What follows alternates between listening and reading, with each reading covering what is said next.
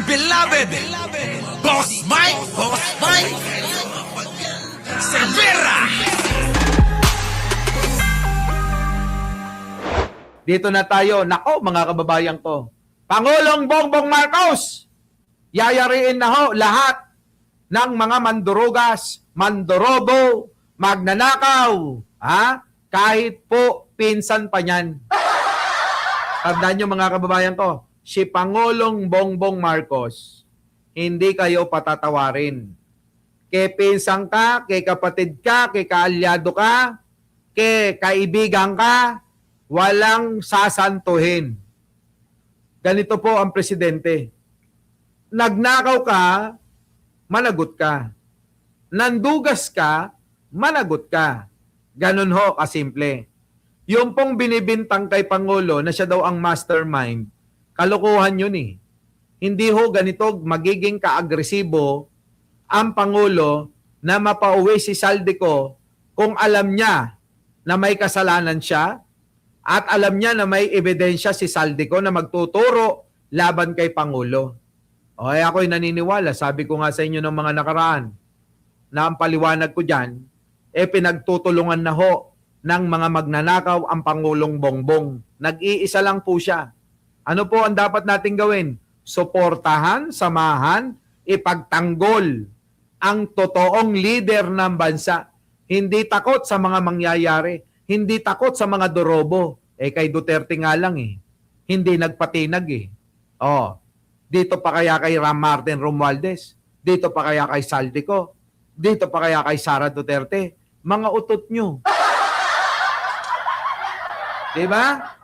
Mga utot nyo. Eto na, Pangulong Bongbong, pasok! Sa inyong lahat. At magbibigay na ako sa inyo ng pahayag tungkol sa kalagayan ni Saldico. Nananatili po siya sa kustodiya ng Czech Republic at isinasagawa natin ang lahat ng mga kinakailangang hakbang para sa kanyang pagbalik dito sa Pilipinas. Inutusan ko ang Department of Justice kasama ang Department of Foreign Affairs na pangunahan ang pakikipag-ugnayan sa mga otoridad ng Czech Republic upang matiyak na maayos at naayon sa proseso ang lahat ng kinakailangan. Magpapadala rin ng high-level coordination team upang tutukan ito. Ang ganitong mga proseso ay may sinusunod na mga legal na hakbang sa pagitan ng mga bansa, kaya't nangangailangan na sapat na panahon upang maisagawa ng tama. We will bring Saldico home, and we will do so in accordance with the law. He will answer to the Filipino people. Kita nyo mga kababayan ko tapang ng pagkakasabi ni Manong Bongbong dyan. Ulitin natin mga kababayan Ulitin natin. Pangulong Bongbong, pasok! Magandang araw po sa inyong lahat. At magbibigay na ako sa inyo ng pahayag tungkol sa kalagayan ni Saldico. Nananatili po siya sa kustodiya ng Czech Republic at isinasagawa natin ang lahat ng mga kinakailangang hakbang para sa kanyang pagbalik dito sa Pilipinas. Inutusan ko ang Department of Justice kasama ang Department of Foreign Affairs na pangunahan ang pakikipag-ugnayan sa mga otoridad ng Czech Republic upang matiyak na maayos at naayon sa proseso ang lahat ng kinakailangan. Yan. Magpapadala rin ng high-level coordination team upang tutukan ito. Nako, patay na. Ang ganitong mga proseso ay may sinusunod na mga legal na hakbang sa pagitan ng mga bansa. Kaya't nangangailangan na sapat na panahon upang maisagawa ng tama. Kita nyo mga kababayan ko. Hindi ho basta-basta yan mga kababayan. Hindi ho basta-basta. Isagawa ng tama. We will bring Saldico home, and we will... Brother, may tumatawag. Brother? Hello? Dali. Tumatawag yung artistang mga kababayan ko. Wait lang. Mukhang kukunin ho tayong guest. Wait lang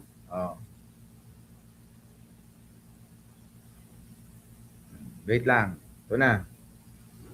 Ayan, nagri-ring. Brother! Mike, my brother, natutulog ka ba? Nagbablog ako. Ano ba? Saan na sinabi? Saan pa nakapanood ako ng live? Ano ko ba? Teka muna. Ano, balita sa... Ano ka live ka ba ngayon? Are you live now? Oo. Ongoing. Now? Oo, now. Ayan, oh. oh. Sorry. Ayan.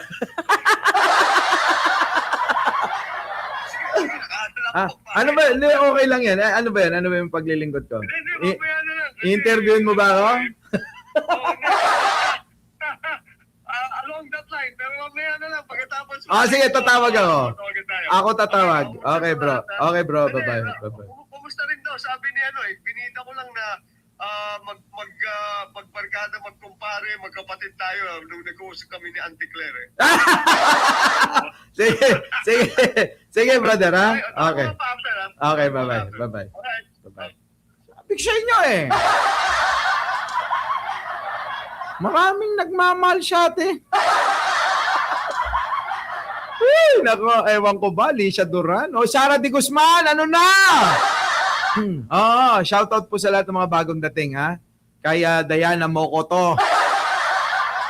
Kay Toby, Chanko ba yan? Hindi, ano pa naman kayo? Oo. Sige, tuloy. Ayan, mga kababayan, ha? Tindi talaga, oh. Ha? Pauuwin ho si Saldi ko sa kahit anong paraan. Hindi po pwede. Oo, hindi pwede. Sige, tuloy. Tama. We will bring Saldico home. Nako! And we will do so in accordance with the law. Patay. We will answer to the Filipino people. Yan, mga kababayan. Alam niyo mga kababayan ko, balikan na ho natin to. Balikan ho natin itong pinagsasabi nila Harry Roque. Ko, kung nasan ka man, karapatan mong humingi ng asylum. Kita nyo? Sasabihan kanila na may karapatan kang humingi ng asylum, humingi ka lang. Dahil malinaw na malinaw, gaya ng sikat ng araw, na meron kang karapatan, meron kang well-founded fear na pwede kang gurgurin. Tingnan nyo mga kababayan ko. Baka hindi ho nalalaman ng mga DDS to na sumusuporta dito sa baklan to. Mga kababayan ko, si Saldi ko po ay umamin sa pagkakasala na. Umamin sa pagkakasangkot siya pagnanakaw sa kaban ng bayan. Aminado na ho eh. Tama po ba mga kababayan? Tama ba? Sang-ayon ba kayo? Napanood nyo ba? Na umamin si Saldi ko, nakasama na nga siya. Aminado na nakasamang nagnanakaw sa kaban ng bayan. Aminado na eh. So anong dapat gawin? Parusahan. Tama, di ba? Pero bakit itong mga DDS tila ba natatakot na si Saldi ko ay maparusahan dahil aminadong magnanakaw? Kung meron man siyang pinaglalaban kay Martin Romualdez at kay Pangulong Bongbong Marcos at sa iba pa, dalhin siya sa korte yun. Dito natin labanan. Pero ikaw na aminado na, magpakulong ka ng hayop ka. Aminado ka na na magnanakaw ka Aminado ka na, nandugas ka sa kaban ng bayan Ang nakakapagtaka, etong mga ito, parang pinagtatanggol pa. Parang binibigyan pa nila ng importansya yung tao na magnanakaw. Sino ba talaga at para saan ba kayo? Yan ang tanong ng karamihan. Ang mga DDS ba para talaga sa mga magnanakaw na mga kakampi nila? O para sa ikabubuti o katotohanan na hinahanap ng taong bayan? Ang hinahanap po natin, tayong taong bayan, ay yung pong katotohanan. Ang hinahanap at gusto natin, mapanagot yung pong mga nagnakaw, diyan po sa mga flood control na nawawala, na kinikback nila, na iniskam nila na gamit-gamit ang flood control project. Pero teka, bakit ho ito? Bakit sinasabi niya, mga kababayan, magtago ka? Imbis na sabihin, harapin mo yung kaso mo. Umuwi ka. Paano ho? Si Rocky, ganun din. Paano nga niya naman sasabihin? Baka ma-back to you siya. Sabi ni Saldico, di mauna ka? Putang ina mo, pares lang naman tayong pumuga. O di back to you agad, di ba? Kaya para may kasama siya, Saldico, magtago tayong dalawa. Di ba? Hayaan natin sila magsawa, kakahanap sa atin. Di ba? Yan ho kita nyo ano ho yung sinabi niya nung nakaraan. Wala naman kang Saldico na nahuli. Wala, hindi totoo yan. Fake news yan. Pinapakalat ni Bangag. Kita nyo ho, mga kababayan, di ba? Ganyan ho yung sinabi. Ito, ulitin lang ho natin para ho ninyong, hindi nyo ho malimutan. Ito, ayan ho. Tingnan nyo. In the Philippines, dito lang po sa Pilipinas, ng presidente pa ang nagpapakalat ng fake news. Kita nyo? Kontakin nyo po. Si Junior pa, aka Bangag, ang nagkalat ng balita na naaresto raw si Saldico sa Prague. Kita nyo? Pinapalabas ni Bakla, na wala daw nahuli. Bakit ko naman sinasabing fake news yan? Di simple, tinawagan ko yung immigration police sa Prague at tinanong ko kung nandun ba ang Elizalde ko. Sumagot sila, wala. Kita nyo? Wala daw. Ayan na nga pinuntahan na ho ng GMA7 na talakay na ho natin yan. Pinuntahan ho ng GMA7 at sinigurado na nando doon nga daw po si Saldico. Siguro si Bakla feeling importante, feeling strong. Ngayon ho mga kababayan, nung nalaman na yung tumawag, may kaso din, baka hindi in-entertain. Baka binulag o ewan ko, baka gawa-gawa lang ho ni Rocky yan, ano. Di ba mga kababayan, baka gawa-gawa lang ni Rocky. Ganun ho yung mga yun Parang wala nang pagkakaiba yan sa kay Maharlika yan, Nungalingan ang report lahat ngayon ng mainstream media. Okay? Hindi po totoo na sa pakikipagtulungan ng mga bangag dito sa Czech Republic, ganyan-ganyan, ay pinaprocess na nila. Mga kababayan, Alam nyo mga kababayan, kita nyo, ano nangyayari ngayon pinatotohanan ng Pangulo na pauuwiin si Saldico sa lalong madaling panahon. Yun nga lang may mga hadlang dahil hindi nga daw basta-basta yun. May mga prosesong pagdadaanan. Ngayon, sinigurado ng Pangulo na may uuwi, Tita Ning, si Saldico ni Pangulong Bongbong. May uuwi, nagpadala na siya nakaeka ng mga tauhan na mag-aasikaso at makikipag-coordinate sa pamahalaan ng Czech Republic. Ano ang binitawang salita? May uuwi si Saldico sa lalong madaling panahon. Pero etong mga hinampil, etong mga dugyot, etong mga nagnanana ang kipay, dahil hanggang ngayon hindi pa gumagaling daw yung sakit, na nakuha sa Alibangbang, mga kababayan ko, sige pa rin ang paninira kay Pangulo. Tira pa rin ang tira. Grabe, mga kababayan, pare-parehas sila. Ganyan sila. Halos talagang hindi na natutulog, kakapanira kay Pangulong Bongbong. Ganito. Ito pa isa, Sa akin ng 2 piso, sana mamaya. Ayan mga kababayan, you receive money in GCash. Have received 2 pesos of GCash. Tignan nyo, mga kababayan, ako nga pinagyayaman ko Kahit nga piso, kahit 0.9 nga lang Nagpapasalamat ako ng buong buo. Ito, tignan nyo. Ito yung isang halimbawa na ang mga DDS, pera-pera lang talaga ang lakad nila. Kwarta-kwarta lang. Pakinggan nyo mga kababayan ko. Sabi nga dito, patawa talaga ugali ng mga DDS sa halip na magpasalamat papanalangin pa ang Nako! Ipapanalangin pa nila mga kababayan na mamatay pa kayo. Nako, Diyos ko po. Ito na. Ang nagbigay sa akin ng 2 piso, sana mamaya tatai ka ng tamtax. Bilat sing iloy. Binigyan niya ko 2 pesos. Sana tumahi ka ng tamtak sa hayop ka. Ano? Katawa ka dito sa akin. Binibigyan kita sa hangin sa tiyan mo tapos 2 pesos ang binigay sa akin lang pingasan ng klase sa pagkaanak. Wala ka kamuya awa. Yung wala na ko busis. 2 piso. Kita nyo mga kababayan ko, sama ng mga ugali. So, nandiyan po sila, sabi ko sa inyo, para sa pera-pera. Tayo nga pa nga nagbibigay di ba? Pero sila, kailangan nila ng pera. Nandiyan sila para sa pera, hindi po para makapagpaliwanag. Kaya wag na kayo magtaka kung ang mga lakad nila puro fake newsan Kasi kailangan nila ng atensyon. Atensyon para makakuha ng followers. Para makakuha ng mga taong magagatasan nila.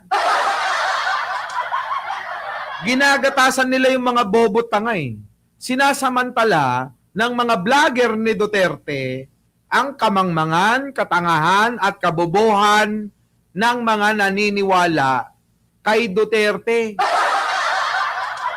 Oo, masyado naaabuso na Naaabuso na ang katangahan, kamangmangan at kabobohan ng mga DDS Hindi nyo ba napapansin yun? Parang kay Norman Mangusin nun, Panahon ni Norman Mangusin sobra-sobra yung yung panglalapastangan sa kabobohan at katangahan ng naniwala sa kanya bandang huli. Ano nangyari? Nung araw nakikipagbalitaktakan ako diyan. Parang ngayon sa mga nangyayari ngayon. Nakikipagbalitaktakan tayo kay Sara, nakikipagbalitaktakan tayo kay Romualdez. Anong napapala ko? Puro kritiko. Galit ninyo. Inis ninyo. Yan ang napapala ko. Hindi ko naman kayo pinipilit na maniwala agad Pero ako naniniwala, darating at darating at darating ang panahon na sasabihin nyo uli, tama si Mike Cervera. Nagbibigay na ng palatandaan Ayaw nyo pang paniwalaan Di ba? Ang dami na hong palatandaan yung mga sinasabi ko, ayaw nyo pa rin paniwalaan. Ano sabi? Ilalaglag na ni Pangulong Bongbong ang pinsan niya. Nabalita na yan. Ano pa sabi? Tinawag na master plunderer. Ayan na yung palatandaan Ayaw nyo pa rin ako paniwalaan May magagawa ba ako ron? Magagalit ba ako? Hindi. Hindi ako galit sa inyo. Bakit ako magagalit? Wala naman ako magagawa kung maniniwala kayo o hindi. Kung naniwala kayo, thank you. Kung hindi, sorry. Di ba? Sorry. Tingnan nyo ito. Mga DDS, puro pera-pera lang ang gusto. Yan ang gusto sa inyo, ubusin ang mga pera nyo. Nagbigay sa akin ng 2 piso, sana mamaya tatai ka ng tamtax. Tatai ka ng tamtax, bilat sing iloy. Binigyan niya ko 2 pesos, sana tumahi ka ng tamtax sa hayop ka. Gatawa ka dito. Kita nyo mga kababayan, galit na galit nung binigyan ng 2 pesos. Ilang 2 pesos ba yung binigay sa'yo? Ayan, mga kababayan ko, 2 pesos, 2 pesos. Galit pa! Bilat sing iloy. Binigyan niya ko 2 pesos, sana tumahi ka ng tamtak sa hayop ka. Gatawa ka dito sa akin. Binibigyan kita sa hangin sa tiyan mo tapos 2 pesos ang binigay sa akin lang pingasan ng klase sa pagkaanak. Wala man kamuya awa, yung wala na ko busis, 2 piso. Kita nyo mga kababayan ko? Hindi yung para sa katotohanan nila, jay-jay Hindi para sa katotohanan yung gusto ng mga ito. Ang gusto nila kumita lang. Tayo nandoon yung passion Passion para makapagpa-engganyo, makapagkumbinsi ng pananaw natin sa makatapon o takip ng pananaw na mali ng iba. Ganun tayo wala tayong magagawa. Kung ipipilit nila yung kanilang mga katwiran. Hindi ko naman ipipilit yung akin Sa akin naman, kapag nasabi ko na. Kung dumarating ang panahon at ang panahon na ang magpasya, wala na kayo sigurong magagawa. Siguro kapag ka nakita nyo na siguro si Martin Romualdez, ako naniniwala, hindi pa rin naman magbabago yung mga sumusuporta sa kanya. Kahit pa ang Pangulong Bongbong Marcos, kahit ang Manong Bongbong natin, ang magpakulong kay Martin, hindi pa rin kayo magbabago. Susuporta pa rin kayo kay Martin. Bakit? Kasi paninigasan ninyo patangkanan nyo Diba? Patangkan nyo. Dagita. Uray inya nga ang babangil rason nyo. Gaano man lang tumanggap na tayo ng ng pagkatalo at katotohanan. Tama nga naman. Tama yung sinasabi ng vlogger na gwapo na kamukha ni Sam Melby. 'Di ba no? Tama yung sinasabi ng vlogger na kamukha ni Aga Mulak. Tama yung sinasabi ng vlogger na pinakagwapo sa lahat. Edi okay. Hindi ko na kayo hintay mag-thank you. Bahala na kayo yung nangyari sa mga mangusin na supporter nun na, oo, Boss Mike, tama nga pala yung sinasabi mo. Sana nakinig kami sa'yo. Di, tatawa na lang tayo, ano? Ay, nako. Biruin nyo, ganito-ganito lang haba ng live natin, mga kababayan ko. Biruin nyo, 2 oras mahigit tayo. O baka naman, pwede na kayong mag-like lahat ng mga natira. Diba? Magdalena D, Gemma Yambaw, opo. Winnie Halos. Oo, sino pa? Sa mga bagong dating, Senia Mastril, opo. Si Aqua Rolls, JC. Sa inyo pong lahat, mga kababayan, Arnold Lopez. 3 hours ka na. May survey, hindi na kami natutuwa. Tita Ning, Chubby, Kay. Siya inyo pong lahat. Joel Ilustre, MJ. Sino pa? Si Maria P. Borja, Sino pa? Rochelle Salonga, Mary Jane Agoncillo. Sa inyo pong lahat, mga kababayan. Henry Lim, Heidi Pantino, sa inyo pong lahat. Kinichi Machoy. Maraming salamat po. Our beloved Boss Mike Cervera.